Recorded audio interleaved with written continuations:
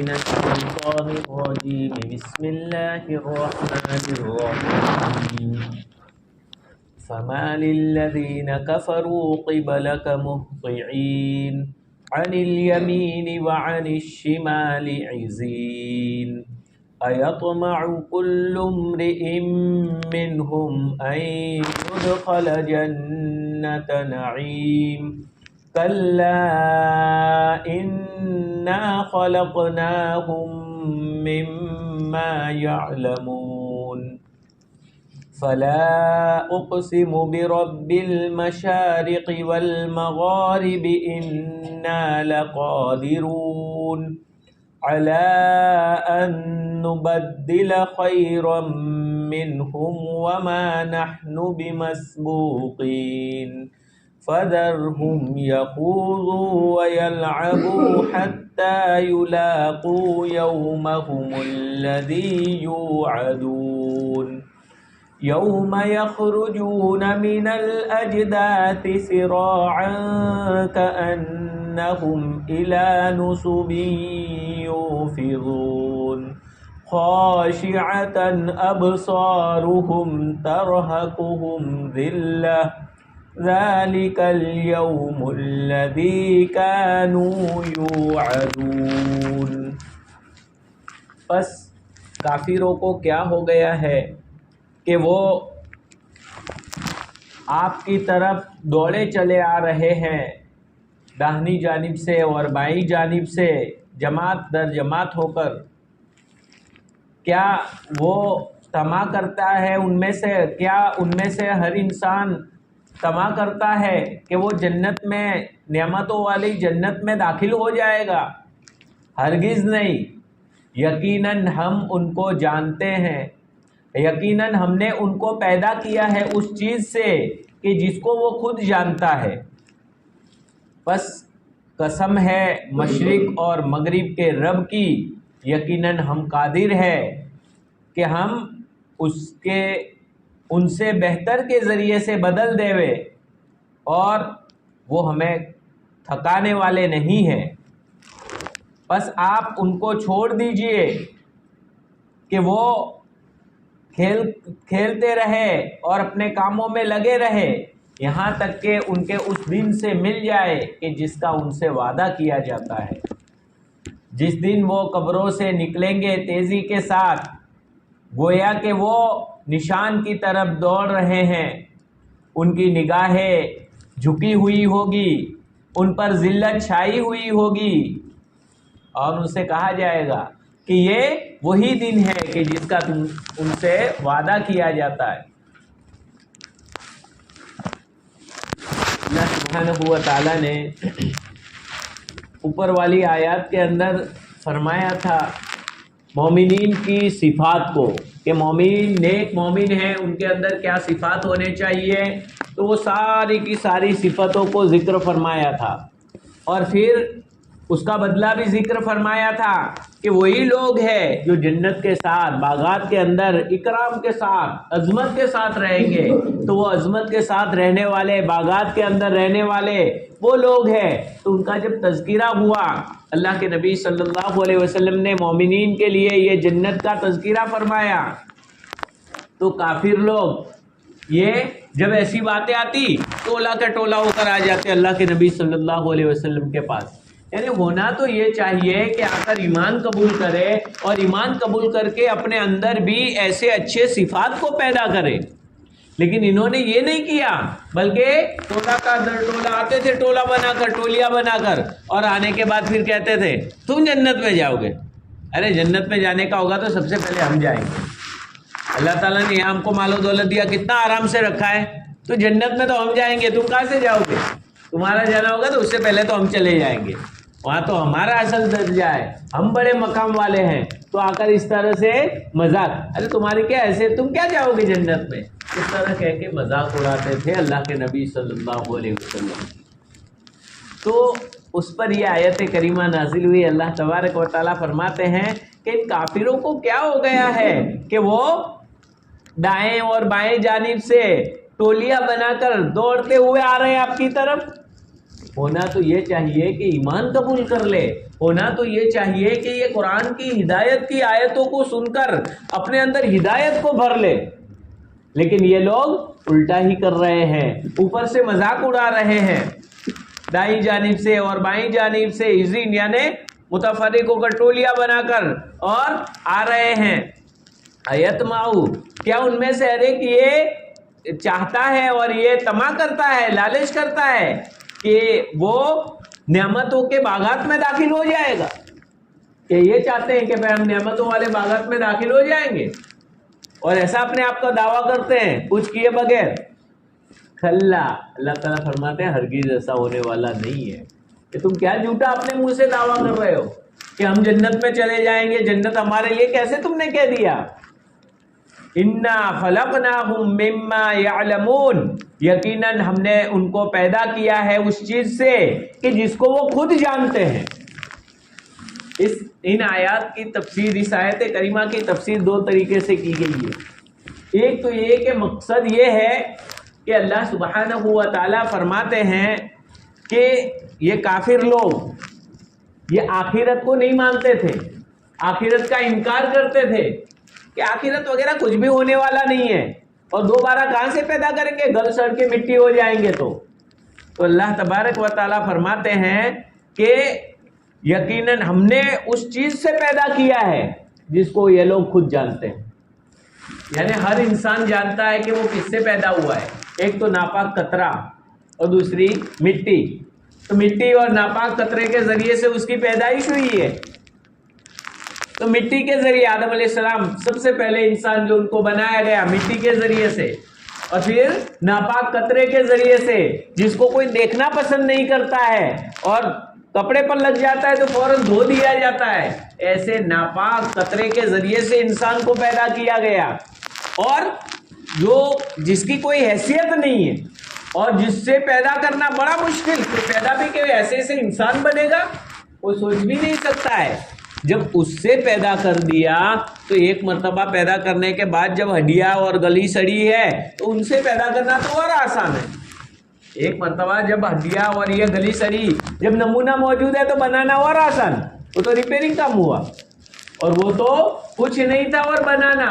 اللہ تعالیٰ فرماتے کچھ نہیں تھا اور ہم نے بنایا ہے۔ سب جانتے ہیں کہ کس چیز سے ہم نے پیدا کیا، تو دوبارہ پیدا کرنا تو ہمارے لیے بہت ہی آسان ہے۔ پہلی مرتبہ بنانا یہ مشکل کام ہوتا ہے، کوئی بھی پروجیکٹ وغیرہ کو، کوئی بھی مشینری وغیرہ کو اس کی کاپی کرنا تو اس سے بہت آسان ہوتا ہے۔ تو اللہ تعالیٰ فرماتے جب ہم پہلی مرتبہ پیدا کر چکے ہیں تو دوسری مرتبہ تو ہمارے لیے بہت ہی زیادہ آسان ہے۔ اور اسی طرح سے ان آیات مبارکہ کی تفسیر میں مفسرین کرام نے دوسرے انداز سے بھی سمجھایا ہے کہ اللہ تعالیٰ فرماتے ہیں کہ تمہارا دعویٰ ہے کہ تم جنت میں داخل ہو جاؤ گے، حالانکہ وہ خود جانتے ہیں کہ اللہ تعالیٰ نے ان کو کس چیز سے پیدا کیا، مٹی اور ناپاک قطرہ۔ مٹی اور ناپاک قطرہ اس قابل ہے کہ وہ جنت میں چلا جائے، اور اس سے انسان بن گیا تو وہ ڈائریکٹ جنت میں کہاں سے جائے گا؟ اس کو جنت میں جانے کے لیے اپنے آپ کو عقائد، اسلامی عقائد کے ذریعے سے، اسلامی طریقوں کے ذریعے سے، اور اسی طرح اعمال صالحہ نیک اعمال کے ذریعے سے اپنے آپ کو مزین کرنا ہوگا، سنوارنا ہوگا، اپنے آپ کو بنانا پڑے گا، تب جا کر جنت میں جا سکتے ہیں۔ اس کے بغیر جنت میں نہیں جا سکتے۔ گویا اللہ سبحانہ و تعالیٰ نے فرمایا کہ وہ خود جانتے کس چیز سے وہ پیدا ہوئے، اور ایسی چیز کو ہم جنت میں رکھ دیں گے؟ ایسی چیز کہاں سے؟ اس کے بعد جب یہ انسان بنا تو یہ انسان اپنے اوپر محنت کر کے اپنے عقائد کو صحیح کرے گا، اپنے اعمال کو نیک بنائے گا، نیک اعمال کرے گا، تو نیک اعمال کرنے کے بعد وہ جنت میں جائے گا۔ اس کے بغیر، اور تمہارے تو نیک اعمال بھی نہیں ہے اور تمہارے تو عقائد بھی صحیح نہیں ہے، تم تو خدا کو بھی نہیں مانتے، آخرت کو بھی نہیں مانتے، آخرت کو کا انکار کرتے ہو، خدا تعالیٰ کا انکار کرتے ہو، محمد الرسول اللہ صلی اللہ علیہ وسلم کی نبوت کا انکار کرتے ہو، اور دعویٰ کرتے ہو کہ ہم جنت میں چلے جائیں گے۔ تو یہ کیسے ہو سکتا ہے؟ گویا کافروں کو جواب بھی دے دیا ہے۔ اور تمام لوگوں کے لیے یہاں پر ایک پیغام بھی ہے کہ ہر انسان بنا ہوا ہے اسی ناپاک قطرے سے۔ ناپاک قطرے سے. اور اصل چیز جنت میں جانے کے لیے اسی انسان کا جو جسم ہے اس کو بنانا پڑے گا. تو گویا عقائد ہمارے صحیح ہوں گے اور اس کے ساتھ اعمال صالحہ کے ذریعے سے اس کو سنوارا جائے گا، مزین کیا جائے گا، ٹھیک ٹھاک کیا جائے گا، تبھی جا کر جنت میں جا سکتے ہیں، ورنہ جنت میں نہیں جا سکتے. تو جنت میں جانے کے لیے ہمارے عقیدے بھی صحیح ہونے چاہیے اور جنت میں جانے کے لیے ہمارے نیک اعمال بھی ہونے چاہیے. نیک اعمال اگر نہیں کرتے، ہم نمازوں کو چھوڑ رہے ہیں اور زکوٰۃ ادا نہیں کر رہے، روزے نہیں رکھ رہے ہیں اور اسی طرح سے اسلامی طریقوں کو اپنی زندگی میں نہیں لا رہے ہیں، آخرت کو شک والی نظر سے دیکھتے ہیں، اب وہ تو ہونا کیا، اب مریں گے تب پتہ چلے گا ہے کہ نہیں ہے، اس طرح دیکھ رہا ہے تو پھر وہ جنت میں نہیں جا سکتا. اس لیے عقائد بھی صحیح کرنا ضروری اور اعمال صالحہ بھی، نیک اعمال صالحہ یعنی نیک اعمال تو وہ بھی اپنے اندر لانا ضروری ہے، تب جا کر جنت کا حقدار بن سکتا ہے. فلا اقسم برب المشارق والمغارب، پس میں قسم کھاتا ہوں مشرق اور مغرب کے رب کی، یعنی مشرقوں کے رب کی، مغربوں کے رب کی. یہاں بہووچن، بہت سارے مغرب، بہت سارے مشرق، ایسا ذکر فرمایا ہے. اس کے ذریعے اشارہ ہے کہ سورج کا غروب ہونا اور سورج کا نکلنا، ڈوبنا اور نکلنا، طلوع ہونا اور غروب ہونا، جس کو کہا جاتا ہے ڈوبنا اور نکلنا، اس کی ایک جگہ فکس نہیں ہے، بدلتا رہتا ہے. تو بدلتے، اور مغارب کہا جاتا ہے غروب ہونے کی جگہ، مشارق کہا جاتا ہے نکلنے کی جگہ. گویا وہ الگ الگ جگہیں ہیں اور ان الگ الگ جگہوں کی اللہ تعالیٰ قسم کھا کر بتلا رہے ہیں کہ جہاں سورج غروب ہوتا ہے، جہاں تک تم نہیں پہنچ پاتے ہو، وہ آگے گھومتا رہتا ہے، تمہیں ایسا لگتا ہے یہ سورج غروب ہوا، لیکن وہ دوسری جگہ نکل جاتا ہے، دوسری جگہ روشن کر دیتا ہے. تو وہ سورج، وہ ہر چیز کو ہم جانتے ہیں اور وہاں سب جگہ ہماری حکومت ہے. اسی طرح سورج جہاں سے پھر گھوم کر نکلتا ہے وہاں بھی ہماری حکومت. تو یہ ساری چیزوں پر میری حکومت ہے، تو پھر تم مجھے اللہ کے احکام کو کیوں نہیں مانتے ہو؟ وہ اللہ تبارک و تعالیٰ اپنی قدرت کی طرف اشارہ فرما رہے ہیں، اپنی قدرت بتلا رہے ہیں کہ یہ ساری جگہوں میں، تو اس کی قسم کھا رہے ہیں اللہ تبارک و تعالیٰ کہ اس کا جو رب ہے، یعنی اپنی ذات کی قسم کھا رہے ہیں.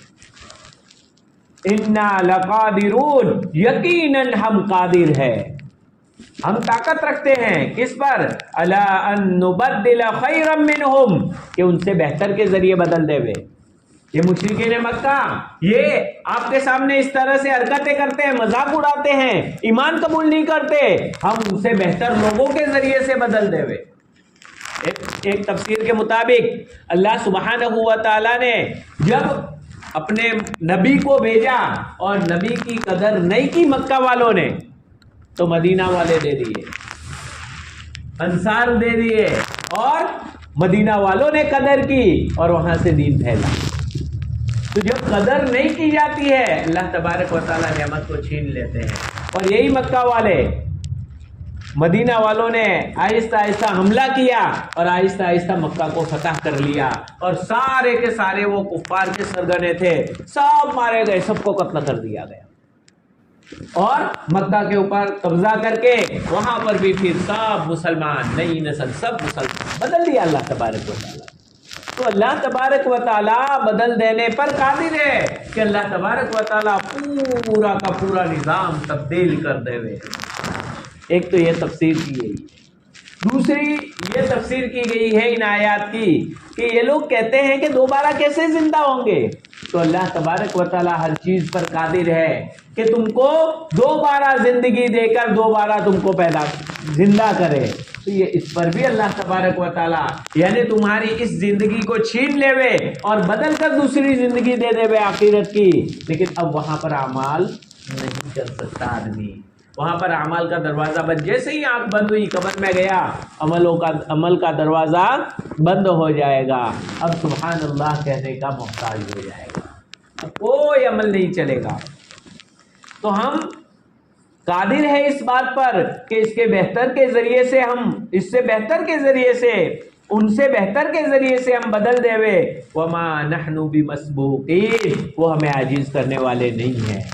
یہ مذاق اڑاتے ہیں، ان کا کوئی ہم پر زور چلنے والا نہیں ہے، اس لیے کہ میری قدرت تو مشرقوں میں بھی چلتی ہے، مغربوں میں بھی چلتی ہے، گویا ہر جگہ میری قدرت چلتی ہے. یہ مذاق اڑانے والے، ان کا کوئی بس میرے اوپر چلنے والا نہیں ہے.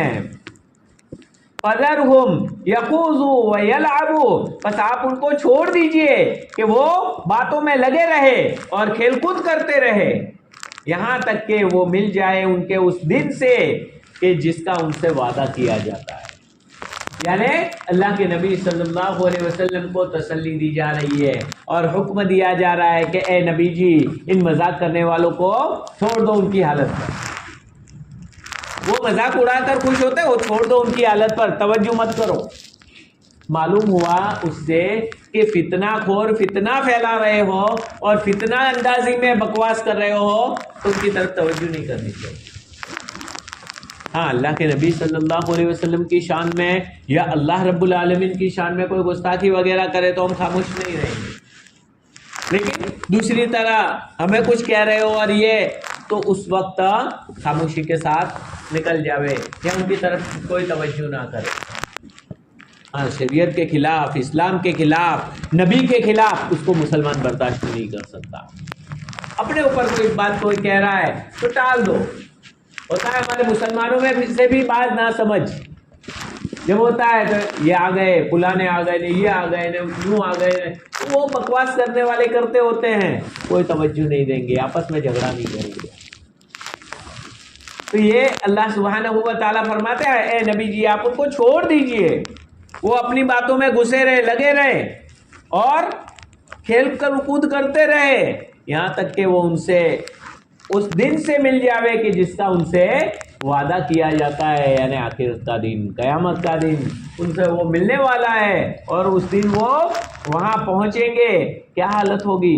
یوم یخرجون من الاجداث سراعا، اس دن وہ اپنی قبروں سے نکلیں گے تیزی کے ساتھ، قبریں پھٹے گی، سارے لوگ دنیا کے سب لوگ قبروں سے نکلیں گے، نکل کر بھاگیں گے ایک جگہ کی طرف، جو نشان دیا جائے گا چلو یہاں جانا ہے، سب وہاں پر میدان محشر میں، اور وہاں اللہ رب العالمین کا عرش اس کے سامنے سب حاضر ہو جائیں گے، عرش نیچے اترے گا، حساب کتاب نفسا نفسی کا عالم ہوگا اور اس وقت بھاگتے ہوئے ادھر جا رہے ہوں گے.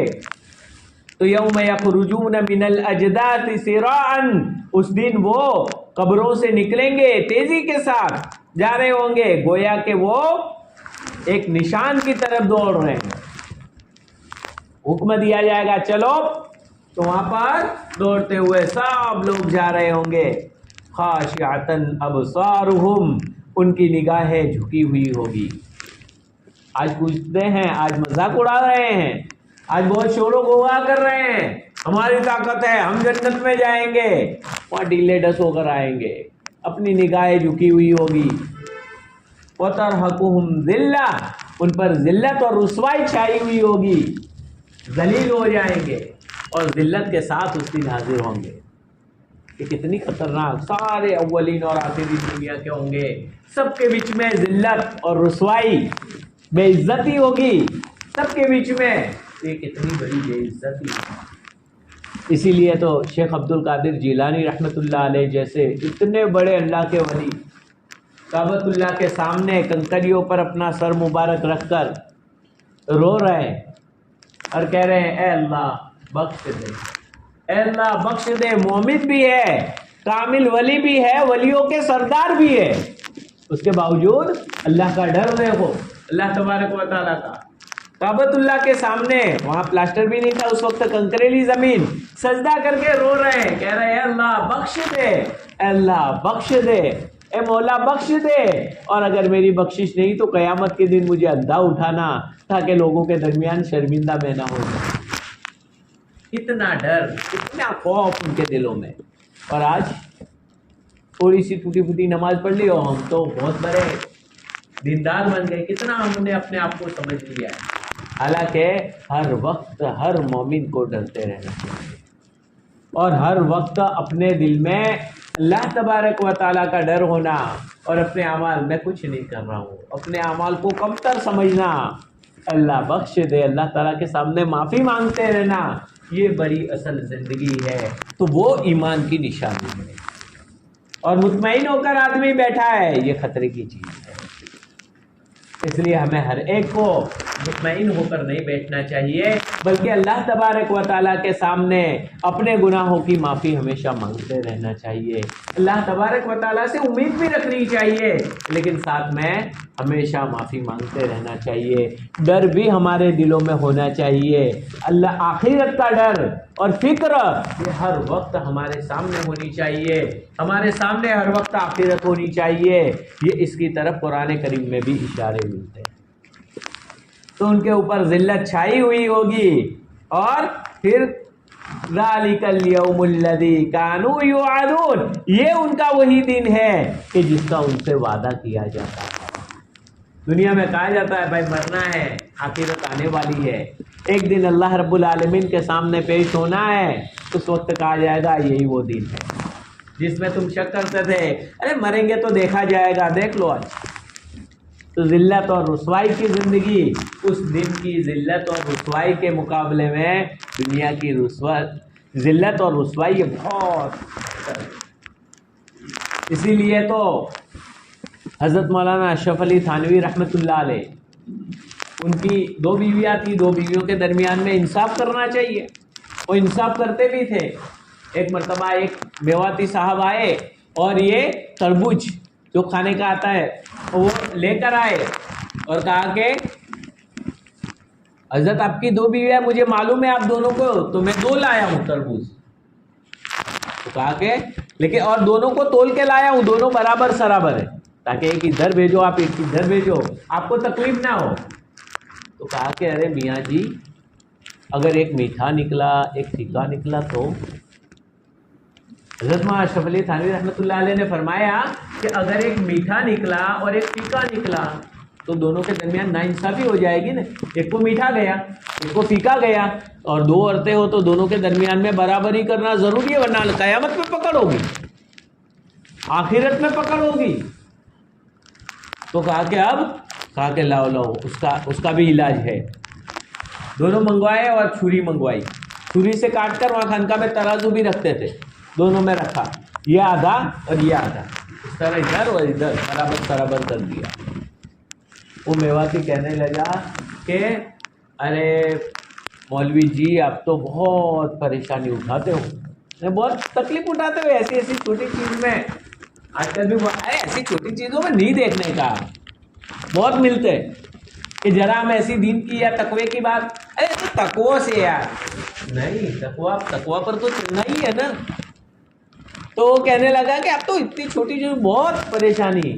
تو کہا کہ بڑے میاں دنیا کی رسوائی یہ کچھ نہیں ہے، آخرت کی رسوائی کے مقابلے میں دنیا کی رسوائی 1000 گنا بہتر ہے۔ آخرت کی رسوائی اور ذلت کے مقابلے میں یہ دنیا کی رسوائی اور ذلت بہت بہتر ہے، دنیا کی تکالیف بہت بہتر ہے آخرت کی تکلیفوں کے مقابلے میں، اس لیے کہ یہاں کی تکلیف تو دور بھی ہو جائے گی، مدد کرنے والے بھی مل جائیں گے۔ کوئی تکلیف اور پریشانی میں ہوتے ہیں تو محبت رکھنے والے کچھ سے کچھ مدد کر دیتے، تھوڑی کم از کم تسلی بھی دے دیتے ہیں، لیکن وہاں کوئی تسلی دینے والا بھی نہیں ہوگا، کوئی مدد کرنے والا بھی نہیں ہوگا، اس لیے اس دن سے ہمیں ڈرتے رہنا چاہیے۔ تو یہ سورت کا گویا پیغام ہے کہ ہمیں ہمیشہ آخرت کو اپنے سامنے رکھ کر اور قیامت کا دن اس کو یاد کرتے ہوئے کہ ایک دن مجھے میرے رب کو منہ دکھانا ہے، میرے رب کے سامنے حساب دینا ہے، اور ساری زندگی کا حساب وہاں سے کرنا ہے، یہ ہمارے سامنے رہ کر ہمیں زندگی گزارنا چاہیے۔ اللہ رب العالمین ہمیں نیک اعمال کرنے کی توفیق نصیب فرمائے اور صحیح ڈھنگ سے زندگی گزارنے کی توفیق نصیب فرمائے۔